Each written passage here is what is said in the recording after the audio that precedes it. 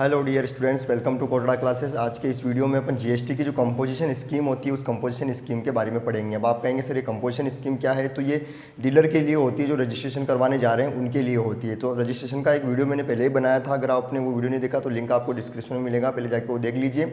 मैंने उसको आपको उस वीडियो में मैंने आपको रेगुलर स्कीम के बारे में बताया था कि अगर कोई डीलर अपना रजिस्ट्रेशन करवाना चाहता है तो वो किस प्रकार से करवा सकता है। उसके टर्नओवर की लिमिट है, उस लिमिट से ऊपर अगर टर्नओवर होता है, उनके साल भर की सेल्स होती है पूरे साल की मिला के, तो ही उनको रजिस्ट्रेशन करवाना अनिवार्य होता है, बाकी नहीं होता है। ये मैंने आपको बताया था। लेकिन देखिए कि जो व्यापारी बहुत छोटे व्यापारी हैं, बहुत छोटे लेवल पर बिजनेस करते हैं, बड़े लेवल पर उनका बिजनेस नहीं है, वो कंपोजिशन योजना अपना कर बहुत सारा झंझट अपना कम कर सकते हैं। तो कंपोजिशन योजना जो है, कंपोजिशन स्कीम जो है, वो आपको एकदम से समझ में नहीं आएगी। यानी 2 मिनट में मैं समझाने की कोशिश करूंगा तो आप नहीं समझ पाओगे। जब तक पूरा वीडियो खत्म नहीं होगा तब तक आपको पूरी बात समझ में नहीं आएगी, क्योंकि मैं आपको नुकसान, फायदे, इनपुट टैक्स क्रेडिट को मिलती है नहीं मिलती है, सब कुछ बताऊंगा, तब जाके आपको पूरा समझ में आएगा। तो इस वीडियो में लास्ट तक बने रहिएगा, और कोई प्रॉब्लम्स हो तो फिर कमेंट्स में लिखिएगा। तो चलिए फिर आज जल्दी से जल्दी आज की क्लास को जल्दी शुरू करते हैं। देखिए मैंने लिखा हुआ ऊपर कंपोजिशन स्कीम यानी समझौता योजना। बच्चों अब होता क्या है, देखिए कि समझौता योजना जो है,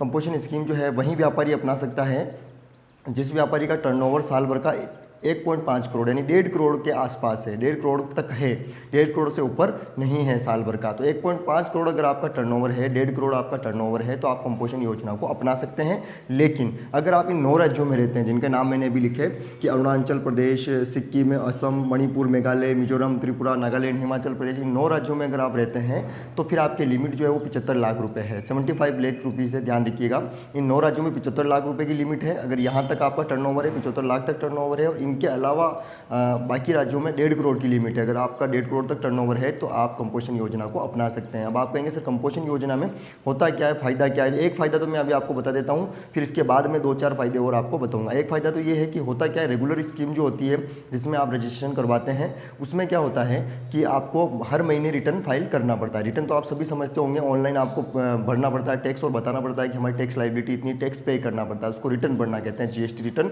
तो जीएसटी रिटर्न जो आपको हर महीने भरना पड़ता है, और यहाँ पे कंपोजिशन योजना जो अपनाता है उसको जीएसटी रिटर्न जो है वो 3 महीने में एक बार भरना पड़ता है। यानी अप्रैल से अपना फाइनेंशियल ईयर शुरू होता था, अप्रैल, मई, जून में खत्म हो जाता है, तो फिर उसके बाद जुलाई में भरना पड़ता है। तो 3-3 महीने में, हर क्वार्टर में, हर 3 महीने में उनको रिटर्न भरना पड़ता है, 3 महीने में एक बार ही रिटर्न भरना पड़ता है। एक तो सबसे बड़ा फायदा ये है। और जो जितने झंझट होते हैं बाकी रेगुलर स्कीम के, हर बार उनको अपलोड करना पड़ता है अपने पेपर वगैरह, अपने बिल वगैरह, तो ये कंपोजिशन योजना वाले को ये अपलोड नहीं करना पड़ता है। तो इसलिए तो मैं कह रहा हूँ कि अगर आप पूरा समझेंगे फायदे नुकसान, तभी आप पूरा समझ पाएंगे कि समझौता योजना क्या है। तो जल्दी से मैं अब इसके बाद आपको बताता हूँ समझौता योजना अपनाने वाले व्यापारी का फायदा क्या है, फिर उसके बाद मैं बताऊंगा नुकसान क्या है, इनको इनपुट टैक्स क्रेडिट मिलती है या नहीं मिलती है। देखिए बच्चों, अब मैंने लिखा है कि समझौता योजना यानी कंपोजिशन स्कीम अगर कोई डीलर अपनाता है तो उसको क्या फ़ायदे मिलते हैं, क्या बेनिफिट्स मिलते हैं। तो उनको 3 बेनिफिट्स मिलते हैं मेन समझौता योजना अपनाने वाले डीलर को। तो पहला उनको बेनिफिट मिलता है 3 माह में केवल एक रिटर्न भरना पड़ता है। 3 महीने में, हर 3 माह में, हर क्वार्टर के लिए उनको एक रिटर्न भरना पड़ता है, 1 रिटर्न इन ईच क्वार्टर। और बाकी जो होते हैं रेगुलर स्कीम वाले, उनको क्या करना पड़ता है, हर महीने रिटर्न भरना पड़ता है, हर महीने रिटर्न फाइल करके बताना पड़ता है। लेकिन इनको झंझट से मुक्ति मिल गई कि उनको 3 महीने में एक बार रिटर्न भरना पड़ेगा। एक फ़ायदा तो इनका ये हो गया। तो उससे क्या है कि बार बार उनको जाना नहीं पड़ेगा सीए के पास, यहाँ बार बार उनका खर्चा ज़्यादा नहीं होगा, एक्सपेंसेस ज़्यादा नहीं होगा। तो एक फ़ायदा तो इनको ये हुआ। दूसरा फ़ायदा ये हुआ कि बिल को अपलोड करने का झंझट नहीं है इनको, यानी no need to upload invoice. जो बिल होते हैं परचेज के, सेल्स के, टैक्स के, वो उनको क्या करना पड़ता है, हर महीने अपलोड करना पड़ता है। लेकिन जो कंपोजिशन योजना अपनाते हैं उनको हर महीने अपलोड करने की जरूरत नहीं है, उनको 3 महीने में एक बार ही अपना सेल्स परचेज बताना है और टैक्स देना है। उसके बाद तीसरा इंपॉर्टेंट फायदा है इसका कि एक मुश्त कर दिया जाता है और निश्चित दर होती है, यानी लमसम टैक्स मिलता है, दिया जाता है विद फिक्स रेट। मतलब ये होता है कि यहाँ पे आपको सेल्स पे टैक्स नहीं लगाना है। यानी यहाँ पे ध्यान दीजिएगा, जब आप सेल करेंगे तो आप अपने कस्टमर से टैक्स नहीं ले सकते हैं। आपको क्या करना पड़ेगा, आपकी जितनी भी सेल होगी 3 महीने की, 3 महीने की जितनी भी सेल होगी, इस 3 महीने की सेल को जोड़ लिया जाएगा, और उस सेल्स पर ध्यान दीजिए, उस सेल्स पर एक मुश्त यानी लमसम टैक्स लगेगा, और टैक्स की रेट भी फिक्स रहेगी। टैक्स की रेट क्या रहेगी वो भी मैं आपको बता देता हूँ कि अगर आप मैन्युफैक्चरर हैं या अन्य कोई डीलर है, मैन्युफैक्चरर या अन्य कोई डीलर हैं, तो आपके 1% टैक्स की रेट रहेगी। 1% में 0.5% यानी आधा आधा हो जाएगा। आप जानते हैं आधा CGST और आधा SGST, तो आपको सभी को पता है GST की रेट 1% रहेगी। और अगर आप रेस्टोरेंट सर्विस देते हैं, रेस्टोरेंट सेवाएं, रेस्टोरेंट है अगर आपके, तो फिर आपके 5% GST लगेगा। इसमें 2.5% जो आपके क्या हो जाएगा बच्चों, SGST, और 2.5% आपके CGST आधा हो जाएगा। तो निश्चित दर से देना पड़ेगा आपको, सेल्स पे टैक्स नहीं लगेगा, आप अपने कस्टमर से टैक्स वसूल नहीं कर पाएंगे। ये मैं आपको और विस्तार से बताऊंगा। अपने कस्टमर से टैक्स वसूल नहीं कर पाएंगे। आपको खाली जितनी सेल हो रही है उस सेल्स पे आपको टैक्स निश्चित दर से देना होगा। और अब आप अपने इनवॉइस में टैक्स नहीं ले सकते हैं अपने कस्टमर से, और आपकी जेब से ही अपने आपको टैक्स देना पड़ेगा। सीधी सी बात है, कंपोजिशन योजना में ये नुकसान है। अब ये तो मैंने फ़ायदे बताया आपको, इसकी थोड़ी देर बाद ही मैं आपको अब नुकसान बता रहा हूँ। और नुकसान बताने के बाद आपको मैं ये भी बताऊँगा कि आपको ये अपनानी चाहिए या नहीं अपनानी चाहिए, रेगुलर स्कीम में ही रहना चाहिए, है ना। तो चलिए फिर इसके नुकसान मैं आपको अब बताता हूँ। बच्चों, समझौता योजना जो कंपोजिशन स्कीम होती है उसके फायदे यानी बेनिफिट्स पढ़ने के बाद अपन नुकसान देखते हैं कि नुकसान क्या है अगर आप कंपोजिशन योजना को अपनाते हैं। तो जल्दी से फिर एक एक नुकसान को पढ़ लेते हैं। तो देखिए, पहला नुकसान है क्रय पर आईटीसी का लाभ नहीं, यानी can't get ITC on purchase. आप सभी जानते हैं इनपुट टैक्स क्रेडिट अपन जब गुड्स को परचेज करते हैं तब जितना अपन टैक्स पे करते हैं वो सेल्स करते वक्त जितना टैक्स बनता है उसमें से वो माइनस हो जाता है परचेज का टैक्स। तो आईटीसी का लाभ आपको कंपोजिशन योजना अगर आपने अपनाई तो आपको नहीं मिलेगा, ध्यान रखिएगा। अगर आपने कंपोजिशन योजना यानी कंपोजिशन स्कीम अपनाई है तो फिर आपको आईटीसी का लाभ नहीं मिलने वाला है। यानी आपने जो परचेज पे टैक्स दिया है उस टैक्स का लाभ आपको सेल्स में नहीं मिलेगा, क्योंकि आप सेल्स पे टैक्स वसूल कर ही नहीं सकते हैं। ठीक है, आगे दूसरा पॉइंट है बिक्री पर जीएसटी वसूल नहीं कर सकते। देखिए आगे अभी मैं कह रहा था आपको can't charge GST on sales of goods, यानी आप बिक्री पर जीएसटी वसूल नहीं कर सकते। आप अपने कस्टमर से जीएसटी नहीं ले सकते। जैसे मान लीजिए जो नॉर्मल व्यापारी होता है, कंपोजिशन स्कीम जिसने नहीं अपने नॉर्मल व्यापारी है, तो वो तो क्या कर सकता है अपने बिल में टैक्स जोड़ के कस्टमर से टैक्स ले सकता है। लेकिन ये जो होते हैं कंपोजिशन स्कीम वाले, वो कस्टमर से टैक्स नहीं ले सकते हैं, वो अपनी बिल में टैक्स शो कर ही नहीं सकते हैं। उनको क्या करना पड़ेगा, उनको अपनी जेब से टैक्स देना पड़ेगा। जितना उनका टर्नओवर होगा उनको 3 महीने में एक बार रिटर्न फाइल करना पड़ेगा। अपनी सेल्स पर फिक्स टैक्स देना पड़ेगा, जैसा मैं अभी आपको बता रहा था थोड़ी देर पहले कि फिक्स रेट से उनको टैक्स देना पड़ेगा। वो अपने कस्टमर से टैक्स वसूल नहीं कर सकते हैं। ठीक है, आगे बढ़ते हैं। दूसरे राज्यों में माल नहीं बेच सकते हैं, यानी अगर वो चाहें तो अपने राज्य में ही गुड्स को सप्लाई कर सकते हैं, केवल अपने राज्य में ही गुड्स बेच सकते हैं। खरीद तो कहीं से भी सकते हैं, वो दूसरे राज्य से खरीद सकते हैं, परचेज कर सकते हैं, परचेज की कोई बाध्यता नहीं, लेकिन दूसरे राज्य में वो सेल्स नहीं कर सकते, यानी इंटरस्टेट सेल वो नहीं कर सकते हैं। दूसरे राज्य में अपना गुड्स नहीं सेल कर सकते हैं, लेकिन दूसरे राज्य से गुड्स खरीद सकते हैं, ध्यान रखिएगा। ठीक है, तो अपने राज्य में आप बेच पाएंगे, फिर अपने राज्य से दूसरे राज्य में आप अपने गुड्स को नहीं बेच पाएंगे। एक तो ये नुकसान है आपको।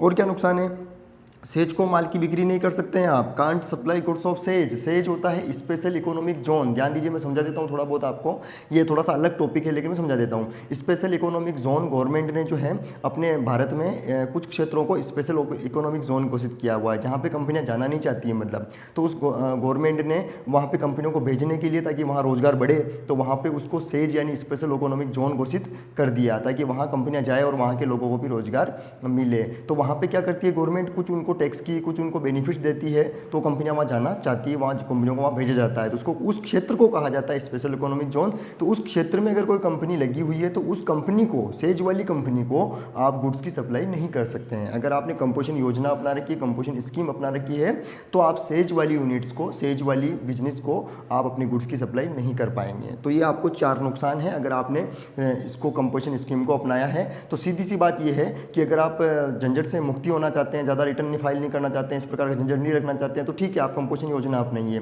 लेकिन अगर आप कुछ फ़ायदा लेना चाहते हैं, इनपुट टैक्स का फ़ायदा लेना चाहते हैं, कस्टमर से टैक्स वसूल करना चाहते हैं, नॉर्मल टैक्स देना चाहते हैं, तो आप नॉर्मल स्कीम में रहिए, क्योंकि ऐसा कोई दबाव नहीं है, कंपलसरी नहीं है कि आपको कंपोजिशन योजना अपनानी है। आप चाहें तो उसको अपना सकते हैं, चाहें तो आप रेगुलर स्कीम में भी रह सकते हैं। तो ये है फ़ायदे और नुकसान। लेकिन इसके बाद मैं अब आपको बताता हूँ, इसके बाद एक टॉपिक और लेते हैं कि कंपोजिशन स्कीम जो है कौन सा व्यापारी चुन सकता है। ऐसा नहीं कि सारे व्यापारी कंपोजिशन स्कीम को चुने। जैसे एक तो मैंने आपको बताया था कि 1.5 करोड़ तक अगर आपका टर्नओवर है तो ही आप कंपोजिशन स्कीम को अपना सकते हैं, बाकी नहीं अपना सकते। लेकिन और भी कुछ है लिमिट्स जो भी आपको फुलफिल करनी पड़ेगी। अगर आप वो लिमिट फुलफिल नहीं करेंगे तो आप कंपोजिशन स्कीम को नहीं अपना सकते हैं। तो अपन अब ये पढ़ते हैं कि कौन कौन से व्यापारी कंपोजिशन स्कीम को नहीं अपना सकते हैं। देखिए बच्चों, लास्ट में मैंने लिखा कि समझौता योजना यानी कंपोजिशन स्कीम को कौन नहीं ले सकता, यानी कौन एलिजिबल नहीं है कंपोजिशन स्कीम के लिए, कौन से ऐसे ट्रेडर्स हैं, कौन से ऐसे डीलर हैं जो कंपोजिशन स्कीम को नहीं अपना सकते हैं, उनके लिए ये लागू नहीं होता है। तो सबसे पहले है इंटरस्टेट ट्रेडर्स, यानी वह ट्रेडर्स जो एक राज्य से दूसरे राज्य में अपना गुड्स की सप्लाई करते हैं, वो कंपोजिशन स्कीम को कभी भी नहीं अपना सकते हैं। ठीक है, आपको पता ही, अभी मैंने आपको बताया था कि अगर आप कंपोजिशन योजना को अपनाते तो अपने राज्य में ही गुड्स सोल्ड कर सकते हैं, राज्य से बाहर गुड्स सोल्ड नहीं कर सकते हैं। और ट्रेडर्स ऑफ एग्जेम्प्टेड गुड्स का मतलब ये होता है कि एग्जेम्प्टेड गुड यानी आप टैक्स फ्री गुड्स अगर आप बेचते हैं, क्योंकि जीएसटी में बहुत सारे गुड्स टैक्स फ्री, मैंने आपको बताया था फर्स्ट वीडियो में भी। तो अगर आप टैक्स फ्री गुड्स बेचते हैं, सेल्स करते हैं, तो भी आप कंपोजिशन स्कीम को नहीं अपना सकते हैं। तो टैक्स फ्री गुड्स बेचने वाले ट्रेडर्स भी कंपोजिशन योजना को नहीं अपना सकते हैं। और manufacturers of ice cream and tobacco product, यानी टोबैको प्रोडक्ट, तंबाकू के जो प्रोडक्ट हैं, जितने भी तंबाकू से जो भी प्रोडक्ट बनता है वो, और आइसक्रीम को बनाने वाले ध्यान रखिए, बेचने वाले नहीं, बनाने वाले, निर्माण करने वाले मैन्युफैक्चरर्स किसके, आइसक्रीम के और टोबैको प्रोडक्ट के मैन्युफैक्चरर्स, निर्माता जो है कंपोजिशन स्कीम को नहीं अपना सकते हैं। ठीक है। उसके बाद e commerce trader, e commerce तो आप सभी जानते हैं, अमेजॉन, फ्लिपकार्ट, इंटरनेट के माध्यम से अपना प्रोडक्ट सेल करते हैं, तो ई कॉमर्स ट्रेडर्स हैं। तो ये ई कॉमर्स ट्रेडर्स जो है वो भी कंपोजिशन स्कीम को नहीं अपना सकते हैं। ठीक है। उसके बाद non resident taxable person, non resident taxable person क्या होता है, जो नॉन रेजिडेंट यानी भारत के निवासी नहीं है, भारत के रहने वाले नहीं है, दूसरे देश के रहने वाले हैं, लेकिन वो यहाँ पे अपना बिजनेस करते हैं, तो वो भी कंपोजिशन स्कीम को नहीं अपना सकते, क्योंकि अपने देश के रहने वाले नहीं, लेकिन वो यहाँ पे बिजनेस करते हैं, लेकिन वो कंपोजिशन स्कीम को नहीं अपना सकते हैं। उसके बाद कैजुअल टैक्सेबल पर्सन, कैजुअल तो मैंने आपको बताया था, कभी कभी बिजनेस करते हैं, रोज बिजनेस नहीं करते हैं, कभी कभी अपना प्रोडक्ट सेल करते हैं, तो वो भी कंपोजिशन स्कीम को नहीं अपना सकते हैं। तो देखिए बच्चों, मैंने फायदे नुकसान सभी बताया आपको कंपोजिशन स्कीम के। अब मैं लास्ट में आपको ये बता देता हूँ कि आपको कंपोजिशन स्कीम अपनानी चाहिए, नहीं अपनानी चाहिए। तो अगर आपको जीएसटी की रिटर्न से झंझट नहीं पालना है, आपको झंझट दूर रहना है कि कौन हर महीने रिटर्न फाइल करे, कौन टैक्स भरे, कौन हर महीने फाइल करे, पता ही नहीं चलता है क्या हो रहा है क्या नहीं हो रहा है, ऐसी झंझट आपको नहीं रखनी है, तो आप कंपोजिशन स्कीम को अपनाइए। लेकिन आप थोड़ी झंझट पाल सकते हैं, तो आपको रेगुलर स्कीम में रहने में फ़ायदा है, क्योंकि आपको वहाँ पे आईटीसी मिलता है, तो आप अपने कस्टमर से गुड्स पे टैक्स भी ले सकते हैं, बिल में टैक्स भी जोड़ सकते हैं, तो आपको काफ़ी बेनिफिट भी मिलते हैं रेगुलर स्कीम में। तो आप देखें कि आपको अगर फ़ायदा कंपोजिशन स्कीम में लगे कि ठीक है झंझट नहीं है अपन तो कंपोजिशन स्कीम में रहते तो कंपोजिशन स्कीम में रहिए, और अगर आपको लगे कि मैं थोड़ा झंझट ले सकता हूँ, हर मैं रिटर्न फाइल करवा सकता हूँ, थोड़ा झंझट पाल सकता हूँ, तो आप रेगुलर स्कीम में रहिए। देखिए गवर्नमेंट जो है कंपोजिशन स्कीम को लाने का उद्देश्य गवर्नमेंट का ये था कि जो छोटे व्यापारी हैं उनको बहुत नुकसान हो रहा था, क्योंकि वो हर महीने रिटर्न फाइल नहीं कर पा रहे थे। उनको ये लग रहा था कौन हर महीने रिटर्न फाइल करने जाएगा, इतना झंझट है, सारे बिल बनाओ, सारे बिल को जीएसटी की वेबसाइट पर अपलोड करो, तो उनको झंझट लगता था। इसीलिए गवर्नमेंट कंपोजिशन स्कीम के लेके आई कि किसी को झंझट नहीं पालना है, तो वो आराम से झंझट मुक्त रहे और कंपोजिशन स्कीम में अपने आप को रजिस्टर करवा के आराम से टैक्स 3 महीने में एक बार पे करें, 3 महीने में एक बार रिटर्न फाइल करें, हर 3 महीने में फाइल करें, और जब साल पूरा हो जाएगा तो पूरे साल का एक रिटर्न फाइल करें और खेल खत्म।